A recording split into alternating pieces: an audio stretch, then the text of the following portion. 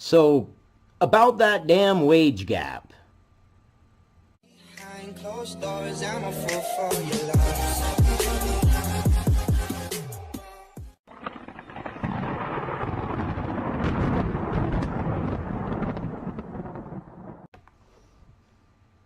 So, about that wage gap. Good morning, good evening, good night, whatever it is, wherever you are, welcome to the family. You hear about that wage gap and how, damn men, you're making more money for less work, and a woman has to do twice as much work for the same amount of pay, and they still get gypped, evidently. Well, maybe not. Let's take a peek here. It's from the Daily Signal. There's lots of different news stories on it. I highly recommend everybody does it. I'm going to peek over here to make sure that I'm in the correct screen. Okay, I'm learning. I'm getting better. Forgive me. Google's internal audit bucks the narrative on gender pay gap. Yeah, I could have told you that. Number one, if I was a company and I could pay someone who is just as good less money, guess what? I'm all about profit margin. If I'm a big company, I'm going to hire nothing but the people that I can pay less for the same amount of work if it's just as good. If they put in the same number of hours and their work is just as good, why would I ever hire anybody and pay them more when I can just hire a bunch of people and pay them less? If the wage gap were true, we would have nothing but female employees at all these major companies. Come on now. All right.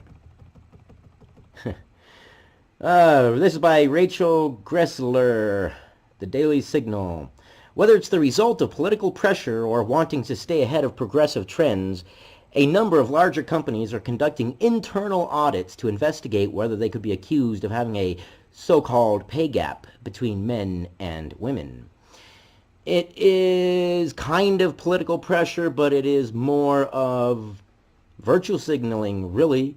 It's more of, look how much we're willing to do to help the women's. I mean, that's point blank. Google conducts such an audit every year, and this year produced a surprising result. Surprising to whom, may I ask? According to the New York Times, Google's analysis found that more men than women were being underpaid. Uh-oh! There goes the narrative.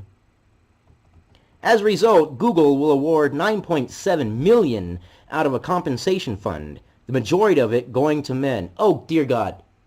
Oh, dear God. Okay, so we all know what's going to happen now because it's happened before. When a company did an internal audit, let's say the BBC, when they did their internal audit, and I believe the BBC found that something like 87% of the people that were underpaid for the same work as others were men, and they ended up having to pay men more money. See, here's the thing, feminists. Be careful of what you ask for, because what looks like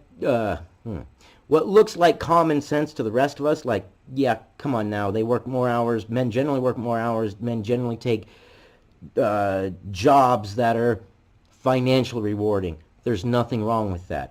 Women tend to take jobs that are emotionally rewarding. There's nothing wrong with that either. Hell, I wish I could have a job that was more emotionally rewarding. It has been a long day. That is more emotionally rewarding, and not have a job that is more financially rewarding. But unfortunately, in today's day and age, men still have to generally make more money than women in order to be able to be viewed in society as, well, acceptable. Women are valued for being women. Men are valued for what they produce. All right. As a result, make sure... There we go. All right. The fund was established to remedy compensation gaps revealed by the annual study. $9.7 million. That's a lot of money. How long have they been underpaying these men? Or how much have they been underpaying them? Begs one to wonder. The study's results conflict sharply with analysis conducted by the Labor Department, which is currently investigating the tech giant.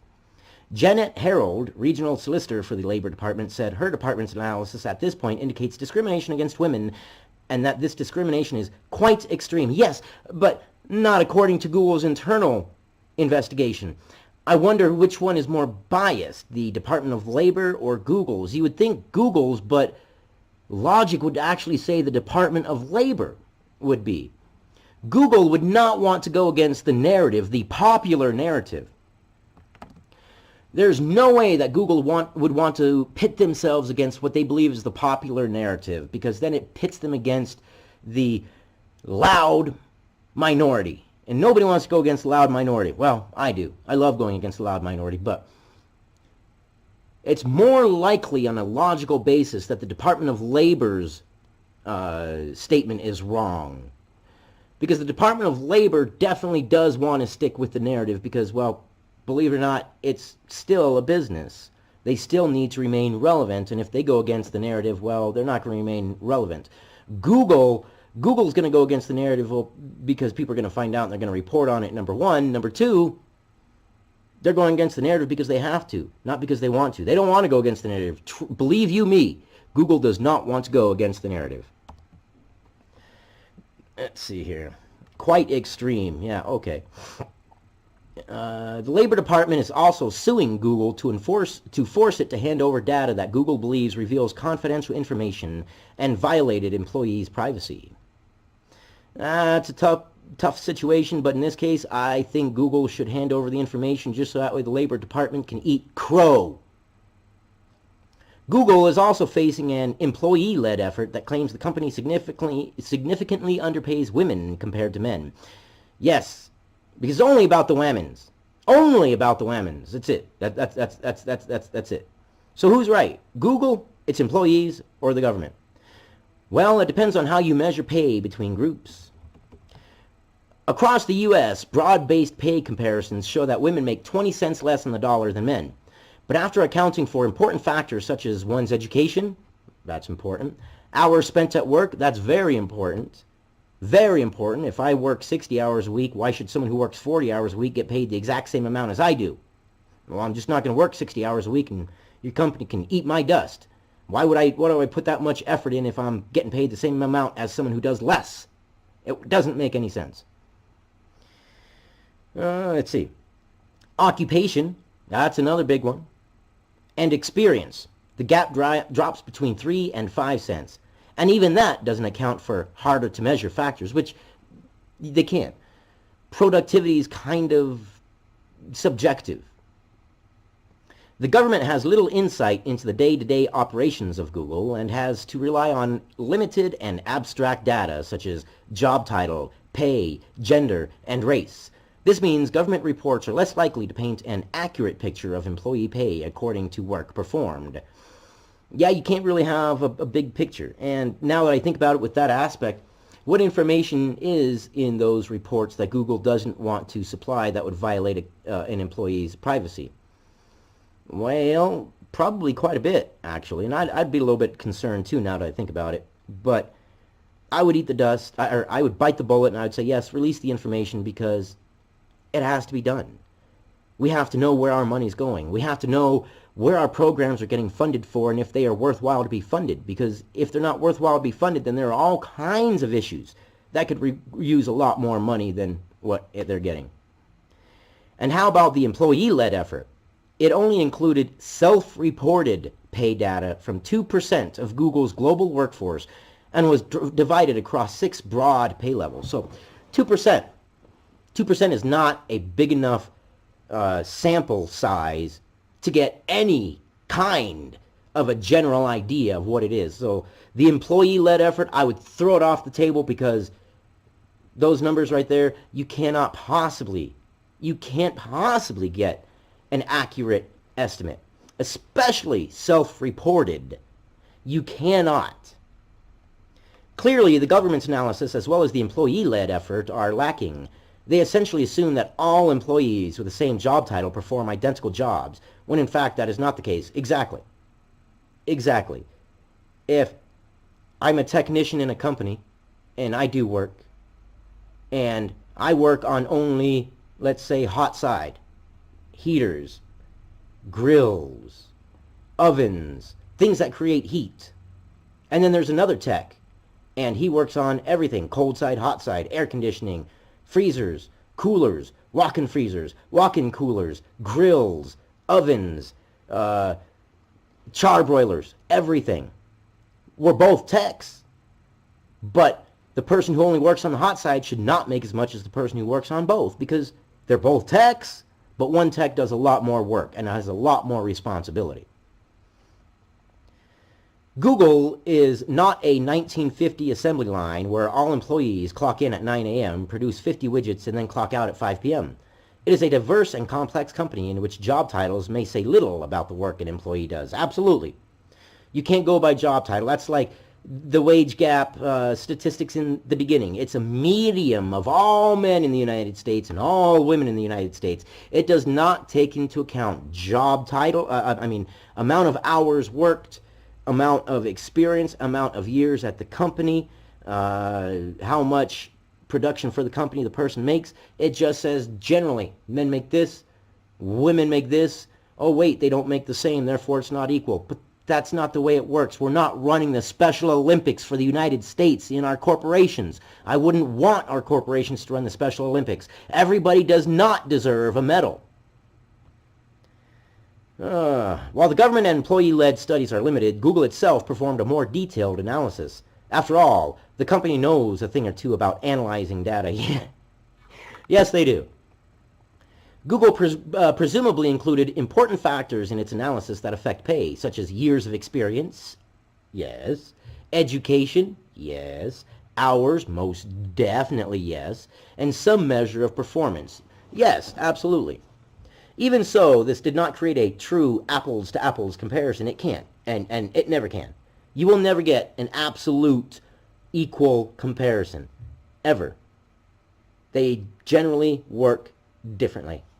Nor could it. In today's day and age, with more flexible job schedules, highly diversified job functions, even within a given title, and broad compensation packages, very few jobs are truly identical. No, they're not. I mean, really, they're not.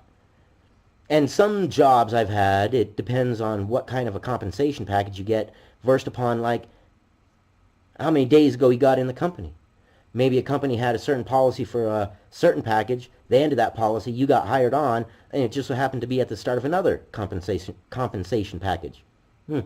For starters, policies like the Paycheck Fairness Act threaten to take away decades of gains women have made in the labor market by eliminating more flexible arrangements and instead imposing one-size-fits-all jobs. Yes, one-size-fits-all jobs, a step towards socialism. Everybody is equal. Everybody gets paid the same. Why would anybody put forth the extra effort if you're just going to get paid the same as every other person? It doesn't make sense. You want competitiveness. You want to pay the people who do the best more because you want to keep the best people in your company, number one. And number two, you want to inspire other people to, hey, I want more pay, so I better step up my game. Moreover, expensive lawsuits encouraged by such legislation would likely cause employers to discriminate against women in the hiring process, thus protecting themselves against potential gender-based discrimination lawsuits. Yes, I've heard this argument. Companies are not going to hire women because they are afraid of lawsuits. But studies show that women are promoted at a much greater rate than men, and they get raises at a much greater rate than men. And mostly it's because companies are pretty much afraid to look or even appear to be discriminating. Oh my gosh. Instead of telling companies how much to pay workers and limiting the types of jobs available to women and men, lawmakers should work to reduce barriers and burdens for job creators and support women in the choices they make for themselves. I love how they put "and men" as an afterthought in parentheses. Yeah, and men. Men are generally an afterthought in society. We're cannon fodder, basically. Oh, so the gender wage gap. I have got to know what you guys think. Do you believe that women are actually genuinely paid less than men for the same job, and that there is a huge discrimination against women in the workforce? Do you believe that genuinely? Do you believe that you can't take all men, all women, compare their salaries and say, poop, there you go? What do you believe? What do you think? Personally, I think the wage gap probably exists, but it's probably a good mix between men and women. However, I do also believe that a lot of companies, in a ploy to look altruistic, do pay women more and do give women promotions at a higher rate. There's an interesting one about getting more women into tech.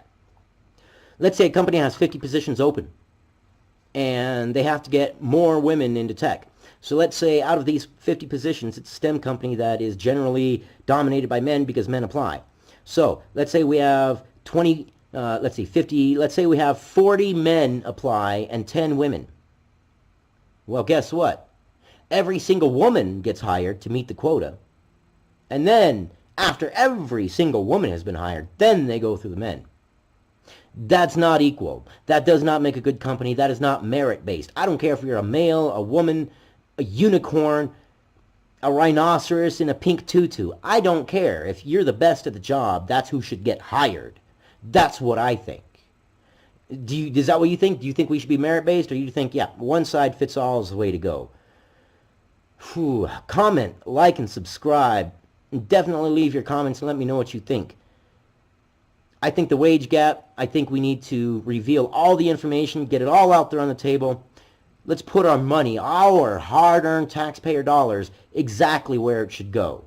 That's what I think. And in order to do that, we have to have the right information. The only way we have the right information is for us to communicate.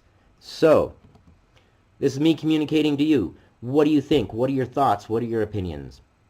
Throw a thumbs up, trying to get this damn analytics thing resolved and figured out. My channel has been monetized, but I've noticed that anything with Trump in the title or in the video is being demonetized, and I don't have enough views on them to have them do a manual review. You have to have 1,000 views on a channel before they'll do a manual review. So it's a learning process, but I kind of don't agree with the fact that just because... And I don't know for a fact that... Let me rephrase that. I don't know for a fact that it's the videos with Trump, but when I go to the videos with Trump in the title or the name, they're the little yellow $sign that says that I need to ask for a manual review. But I don't have enough viewers on the ones for that in order to get a manual review. So, yeah, we'll see. Anyways, like, comment, subscribe, help me beat the damn YouTube, whatever it is, this program.